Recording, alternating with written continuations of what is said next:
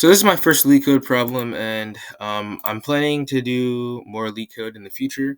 So stay tuned for that. I might do like some video tutorials on videos, but yeah, I'm gonna do my solution. I actually posted some video about this problem, but it wasn't about my solution. It was just about like me being crazy. Like I was just being trolling, and like it's probably a really cringe video, but I could not care less about who's judging me. That don't matter to me.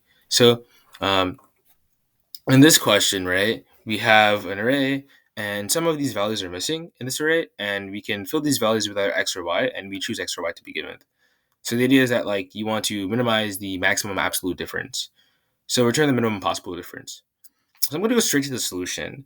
So the intuition is that you use binary search, and anytime you see the word minimize, you should think of binary search. But before you like think that the problem is just binary search, you have to make sure that like when you binary search on a question, you create a new parameter. So for example, if I binary search on this question, right, I'm going to ask myself, can the maximum absolute difference be at most k, right? Can the absolute maximum difference be at most k? Can the answer be at most k? Right? That obviously means that you can obviously binary search on it because it's monotonic, right?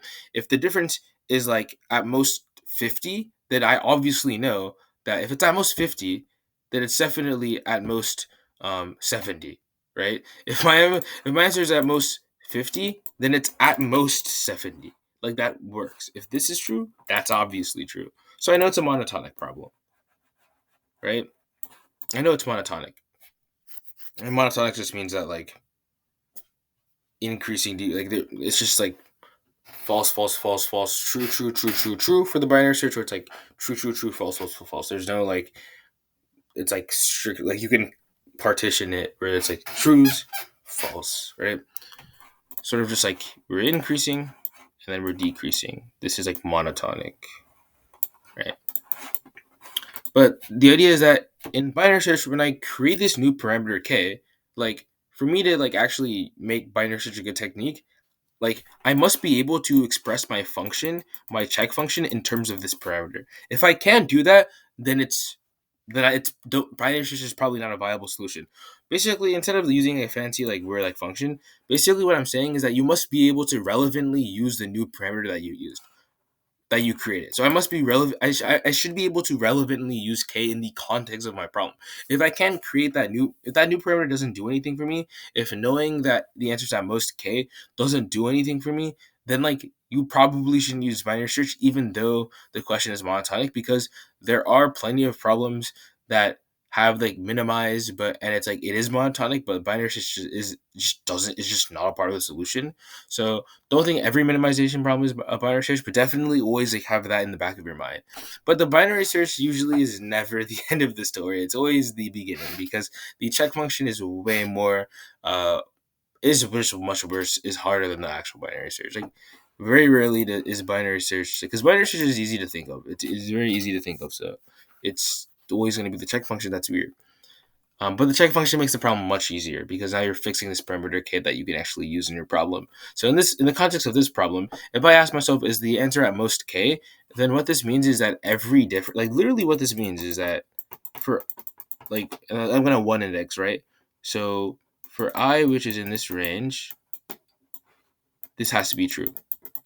That's literally what this objectively means, right, in math.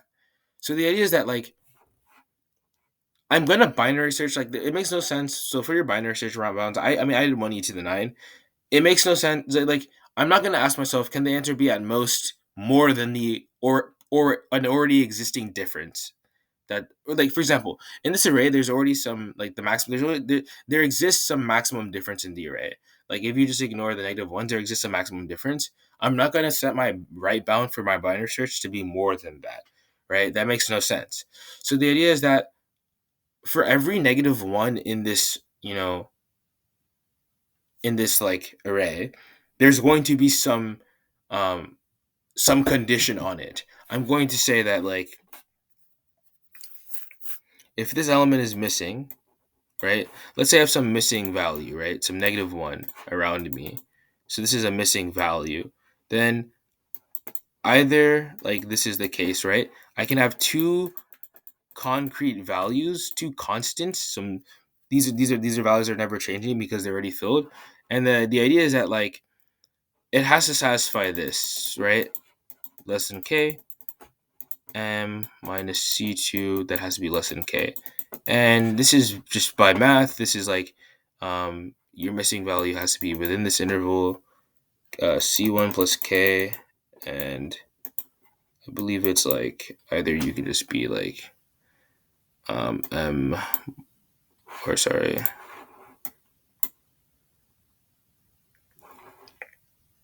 wait, is it c1 plus k, and then it's like wait, -1, so c1 minus m. So then what's it called? C1 minus k, yeah. So that's the case, and it's also just for like this interval too. C2 minus k m. Like the idea is that like the more important idea here is that like for every -1, like, so you don't care about like not like they just think about it for every -1, right? When you replace this value with something, right? You know that that value that you replaced it with, like what has to be true is that this difference has to be at most k. So it's basically you have like for each -1 you have intervals, right? You don't have to really worry about this math.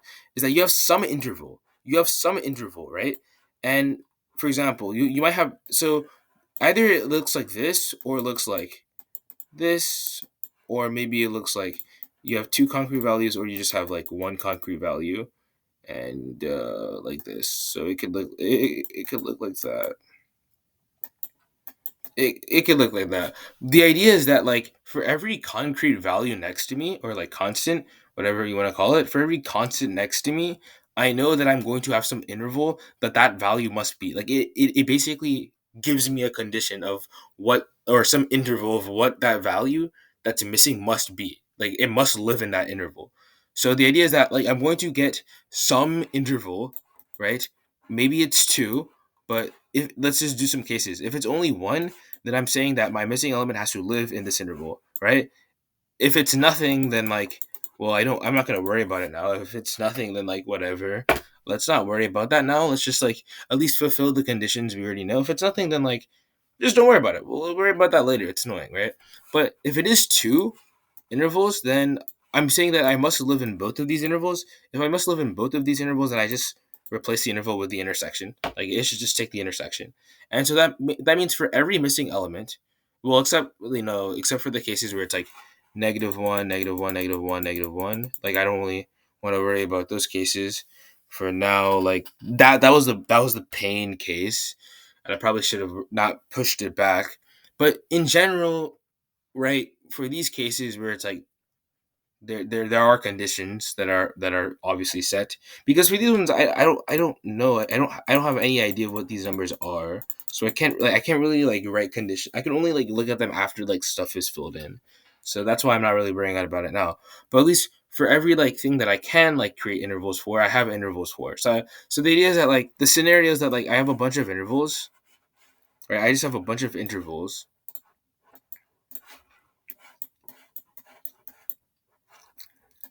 And the idea is I have a bunch of intervals, and these are basically all like each interval represents some missing value. And the idea is that like, well, the assumption, and it's pretty standard to assume that these intervals are just sorted by the start points. And the idea is that like I must split these intervals into at most two groups, right? The idea is that like in a group, all the intervals must intersect at some value. So I must be able to draw, for example, let's just make this more interesting. Let's actually make this work. So for this case, I must be able to draw some line or where all these intervals intersect, right? That's one group. And it's the same thing here, right? I must be able to split it into at most two groups. So maybe it's like this. So draw some line. Whatever, let's just draw some x. And the idea is that like, well, let me actually like switch this because I don't like that x is on the right and y is on the left. But the idea is that like I must be able to like split this into at most two groups. It could be one group if there's no more intervals here maybe, or yeah. But the idea is that I must be able to split these intervals into two groups, right? And in each group, like the intervals must all intersect in at least one common place. it must intersect in at least one common place. Um, so the way you sort of and there's actually in fact you can actually represent like the intervals of where they all intersect. So basically you want to like basically you have a bunch of intervals and you want to like get the intersection of all of them. You want to get the intersection of all of them actually. You want to get the intersection of all of them. So that's what you want to do. Because the idea is that like you basically basically this question is just saying you have multiple intervals and you want all of them to intersect because because it must be the condition that like wherever whatever x you choose, like x is like the missing element has to be either x or y, so x is either in one of these intervals, and the idea is that you want all of them to intersect because you don't want to have to use multiple different values. So the idea is that like you just start on some so you started by start points, you start on some interval, and then once you have this interval you like find where the next interval to the right of me intersects, and you say, okay, that's my new interval. So don't worry about this guy. This is my new interval. And then I take this new interval, find where it intersects. So it intersects like from here to here. And then that's my new interval here. And then I find where it intersects. It intersects from, or technically, it intersected from here to here. And then I find my new interval. I'm using the double one. Intersects from here to here. So like the interval, like my x like must be like in this interval, and you can do the same thing for y. It's going to look like this maybe. So my y must be in this sort of interval. So the idea is that like you must be able to split these intervals into two groups, where each group is represented by some interval of like where x could live in and where y could live in. And the way you do this is just by like finding the intersection of multiple intervals. And basically the idea is like it's always optimal to choose the intervals that like are closest together by start points because it's just obvious. Like visually look at it. Like if I were to split it into two groups, I wouldn't I don't really like it doesn't really make sense for me to like put this group and this one in the same thing. Like I would just sort it by start points because the condition is like if I want this guy to intersect with me, then like I'm only, I don't care about some interval that starts way over there. I care about some interval that starts like over here. Like you don't really, and you don't care about like for example, this R is already fixed. If this R is already fixed, right, then the condition is that like you want this L to be as small as possible so that this R can actually catch up to me, right? So the idea is that I only care about intervals that have really small L. So the idea is that like that's why you would make these groups like in the first half and then in the second half, assuming that these all intervals are sorted. So that's why it's optimal. And then you can collapse this into one interval and then collapse that into another interval. And these represent like the intervals of where X must live in and where Y must live in. And then the intuition is that like what is the best possible option for X and Y? Well, the idea is that like you know how like you might have two missing things in a row, like well then like maybe I want this to be true. Like this might have to be the case. Um, so it's like, well, if I want X and Y to, I would want X and Y to be as close as possible, right? The idea is that I want X and Y to be as close as possible to each other. So I'm going to make sure that X is like the right point of me, and I'm going to make sure that Y is the left point, right? So make sure these values are close as possible because these values might be like shown together, right?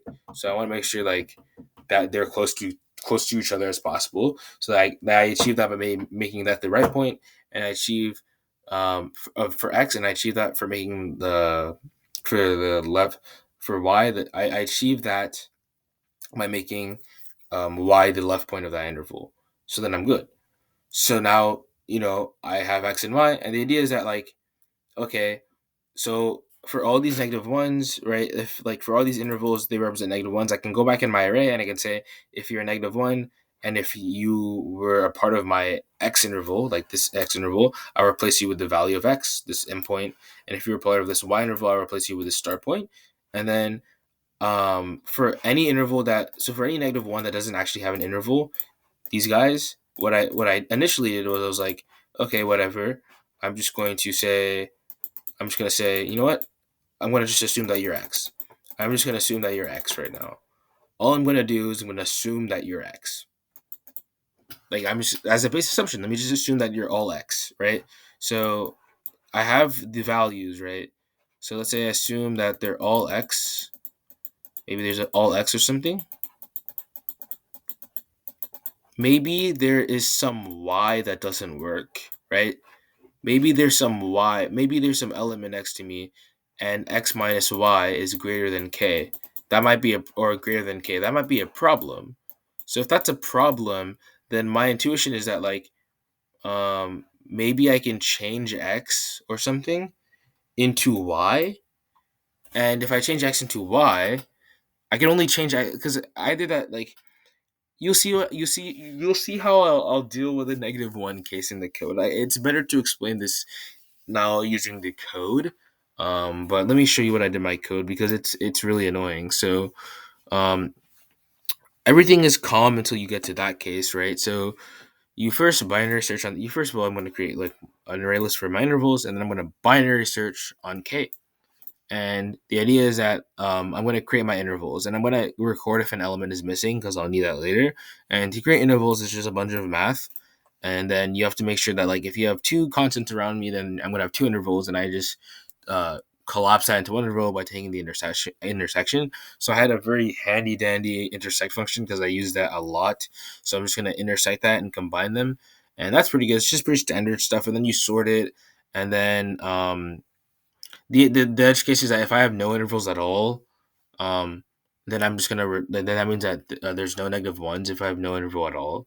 If there's literally, or it means that they're all -1s. So it's either this only happens if they're all -1s, or if there's no -1s. But the point is that like it doesn't really matter. I'll just like get the maximum difference and return it. Like I can just like pretty easy case to deal with. That's stupid edge case. Um, then the idea here is I'm going to like basically get my interval for X and my interval for Y as shown below. That's pretty easy to implement. It's just it's pretty easy. That's not really the hard part. It's just like I'm gonna like start my interval with the start point. Oops,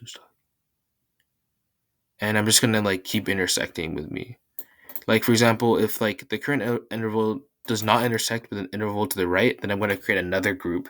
And if the amount of groups that I have to create, so maybe if I have to create some interval z, like I can't create more than three groups. So or like three intervals. So like I'm going to make sure that like if I have to create more than two, or create I can't create more than two. If I have to create more than two, I get out of here.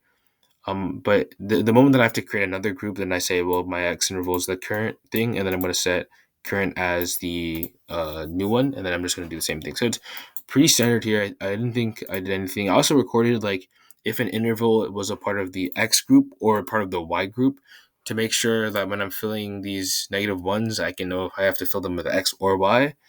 And then the idea is that like, well, if I create more than two groups, then um, I know that like this doesn't work. That's sort of obvious, right? Because there needs to be more than at least two values to replace for these missing elements. And so then I can say, well, if it doesn't work, then I'm gonna like just say my LF point is k+1. I need to be bigger. Otherwise, this is tricky case, right? I'm gonna clone B, and I'm gonna say, well, my value of X I'm gonna optimally choose to be the endpoint, and my value of Y I'm gonna optimally choose to be my Y point. But there's some edge case here. Like the idea is that like um if X and Y, if there's only one interval that you need, so X and Y are the same thing, then you always choose for them to be the same. Um like it doesn't really matter. Like you just choose for them to be the same. Like that should be fine. Yeah, that works. You choose for them to be the same. You have no problems. So just make sure that like you don't like have two different things. Just make sure that they're all the same. So that's a little edge case. So another edge case there, and then I'm gonna go through and I'm just gonna like replace all my intervals with their either X or Y, which is why I had this little property that I kept in my interval class to see if it's either an X or Y guy. And this ID nonsense is just some like annoying thing because I sorted them, so then I lost where they were in the original array, so I have to record that before I sort that. It's a pretty standard thing. The reason I have this is because this is for the edge case. So I don't think I coded this like the best, but this is what I did. So at first, well, if at first what I'm going to assume is that like if I haven't like changed, so if I haven't, from this place, right? If I haven't like filled in a missing value, I'm just gonna assume it's X, right? Like that's my base assumption. That's my base assumption is I'm just gonna assume that it's X. And so then like I'm gonna go through and I'm gonna say if it's more than K, then you might have a problem here, right? Like maybe like the base case is like if I have two consecutive negative ones, maybe one's X and one's Y. The idea is that like maybe you want to actually change this X into a Y. Like if this like for example, if you have X and Y maybe here, like in that case could be like this guy is actually like this difference is actually greater than K.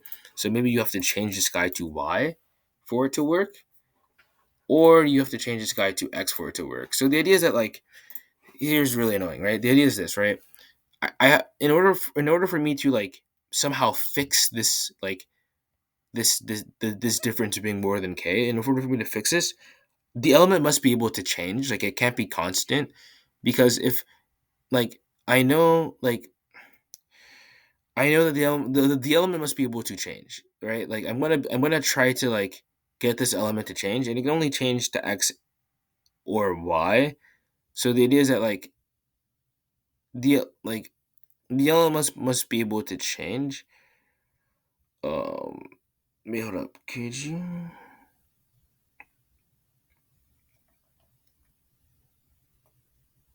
Yeah, hold up. Does that matter? Um.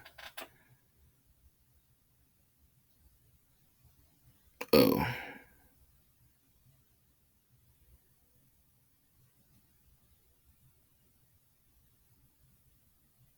Ooh. Hold up. Did I get lucky here? Is there like another thing I have to worry about? Oh, yeah. This bunch of X thing is like the most annoying thing about the problem. But the way that I figured it out was like just like by just sample cases. Like it sort of just like molded it until it worked. But it's like you have this base assumption that they're all X's. The problem is that maybe you run into some negative one that has to be a Y, and then you have some difference that has to be greater than K. So that's like the problem here. That's like the main problem. Um, that's the only problem you could face. Everything else is like fine. Like this Y works for the difference. Like that's the only problem you can face, right? If you think about it, there's nothing else. So the idea is that like this could not even be missing though. Like this could be some X value. Like the idea is that like the case is that you have some difference X minus Y that actually screws you up. So you have some difference X minus Y that screws you up. That's like the problem, is you could have some like X and Y that appear consecutively and that screws you up. Because the less than K case, you never actually like you don't know. This is the thing that you didn't guarantee. You never guaranteed that. You don't know. These intervals like might be like really further far away from each other. So when you choose this actually might be longer than K. So when you have some X and Y that appear to each other, but my base assumption is that they're all just X, that might be a problem. So then you might think about, well, then how do I fix this? Well, then the idea is that like you want to know, can these values change first? So you first need to know, for example, let's say I have some X and Y and I want to fix this. Well, if these values are both constants, they can't change. I can't do anything about it. So, but the thing is, like, you can assume that, like, obviously, like, yeah, obviously, like, the right bound should just be like the maximum already existing difference. So that's not really a problem. But the idea here is this, right? Um, you first need to know that, like, maybe I have some x here that can change. Like maybe this value over here can change. So this value can change, right? Because I'm trying to fix it. So I need to know if this value can change. I should do like the missing I value first. So if this value, the one on the left, if this can change, then I want to see like what can I change it to. I can only change it to either x or y. So Um,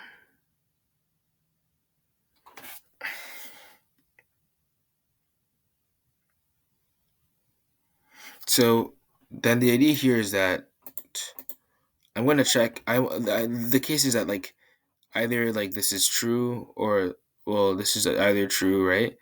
And the idea is that the value that I want to change this into, right? If I change this guy to y must be within the interval that is that demands that is on this negative one. So this negative one is some interval. This guy that I want to change it to has to be within that interval. And to check if something's in an interval, well, if it's a null, then it has no interval. It can be anywhere. There's no restriction. So I just say it is in the interval. But the idea is that the guy that you want to change it to, so like if I want to change x into y, like y must be in the interval that's that's demanded in this position. Like that has to be the case. So then yeah. So then I'm gonna change it. Um yeah. So then I can just see if I can change it. But then the idea is that like if you change this guy to be a y, sure you resolve this difference, like you resolve this difference, but then you might mess up something to this to the left of me, and that's a problem. So you sort of check that over here. You make sure you don't mess up something. And then it's like symmetric. This is like this like a reflection of this, so it's the same thing. But yeah, this is the most really annoying part that I really don't want to explain all the details. I feel like you have to get yourself dirty, but into this like what you're reading this. But the basic assumption is that like basically the way I saw this is like I just assumed they were all x, and then I was like, okay, if I run into a problem, like the only problem that I could run into is the fact that I haven't guaranteed that x and y are like with x minus y is within k. So if I run into that case, then I'm gonna say, well, then I'm gonna have to. I'm forced to. I'm going to have to make sure that they're both the same value because it can't be x y. It has to be y y or x x, right? Y y or x x. But then I have to see that like can I actually make it such that it is x x and y y, and that just becomes a bunch of if statements, right? And then you're done, and then you can print out k. So yeah, pretty. This problem is a pretty painful problem. It's damn, it is pretty painful. But yeah, that's it.